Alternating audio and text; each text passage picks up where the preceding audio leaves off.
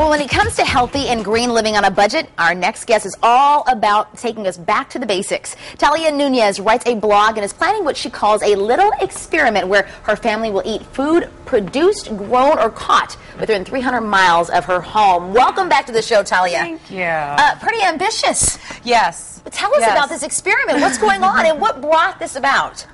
Well, I always wanted to try it. I always wanted to try to eat locally. And I heard a study just the other day about that links ADHD to pesticides in food for children.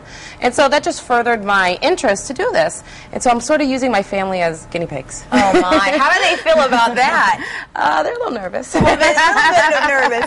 Now, it will be interesting. What are some of the things you're going to be wondering? I mean, like, if you can save money. I mean, what else is going to kind of come from your whole experiment? Well, we're wondering if will we have more energy? Will it cost more?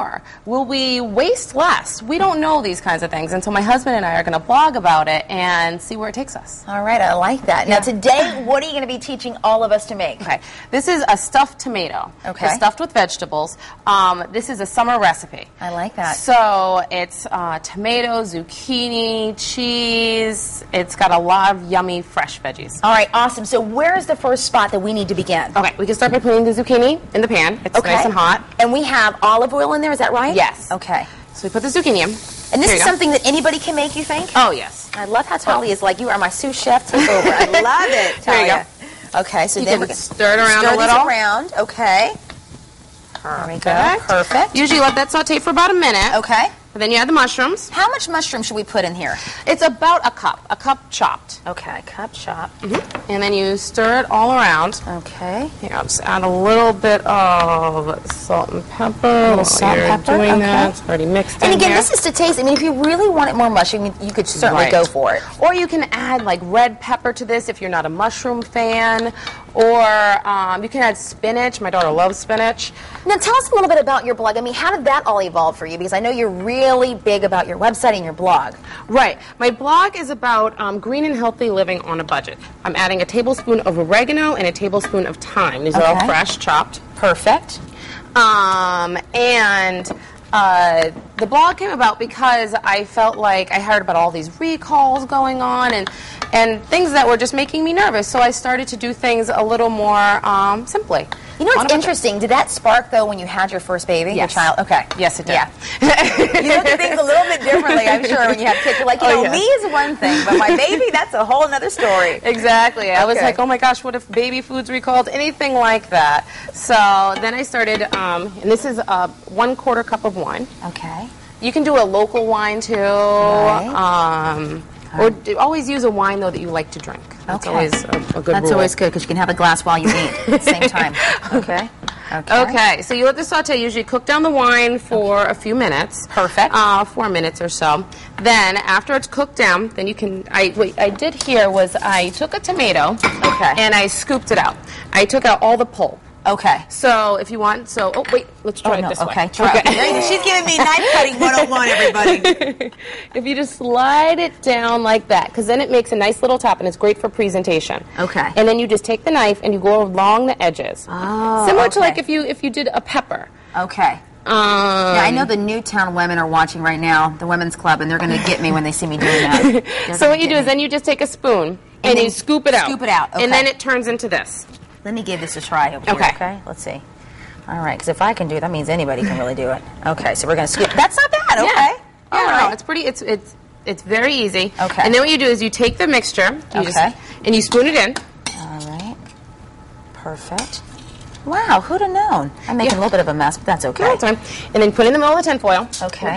You put the top back on so it keeps everything together. Oh, look at you. It's so pretty. Look at that. Okay. And then you can tie this. Like, let's say you tie it up like this. You can put this on a grill.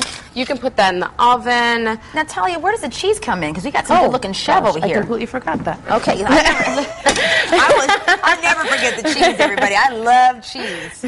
Okay. So, what you do is you just take the cheese and there you go. And we were talking because you are a major supporter of farmers markets, and that's one of the reasons. I mean, we just love that you really are a big advocate for them. And you got this locally. This is local cheese, and in the summer, all of these ingredients can be local. The tomato, all of it. All of this can come from your local farmer's market. And this is goat cheese, right? Yes, this is goat cheese.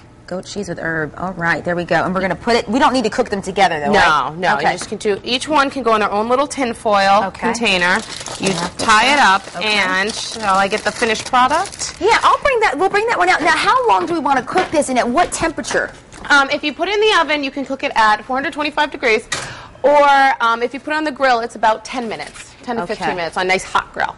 Let's look at this. And this is a great little summer treat because in the summer you're not trying to go overboard, like, you know, stuffing yourself with a lot of heavier food. Exactly. You want something kind of light. So let's unveil this, everybody, and show you what we've got here. It's sort of came apart a little. That's all right, because let me tell you, it's still going to go down fabulous. But the idea here is as soon as you bring it out, it would be a little bit fluffier. Right. Yes. Okay. And then you can put it. Usually, what I do is I put it right on a bed of lettuce. Oh my gosh! And the bed of lettuce looks amazing. Talia wants to dive in here and help me out. Look at there. There you go. I'm showing you the way everybody at home is going to be making it. There we go. That looks amazing. And then the cheese, is nice and gooey on there and yummy, and it all blends together. We are in heaven. Fabulous. And you know, when it comes to farmers markets, what are some of the places we should head up? Because I know there's a couple of your big favorites that you have.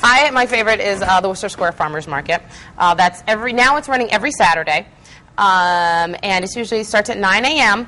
And they have fresh shellfish, they have meats, they have vegetables, they have everything there you could ever want. That is fabulous. Thank you. Bobby, make sure if he's sticking around, I'll make sure he gets a little bit of bite of this. All right, everybody, if you want to give Talia's recipe a try, you want to try it for yourself, go on and give it a shot. It'll be on our website, WTNH.com. Click on Connecticut Style. And Talia, say your blog again for folks to tune in for that. Backtobasics-talia.com. There you go, everybody. You can see how she's doing with this great experiment. In the meantime, coming up next, the Bob Cook Memorial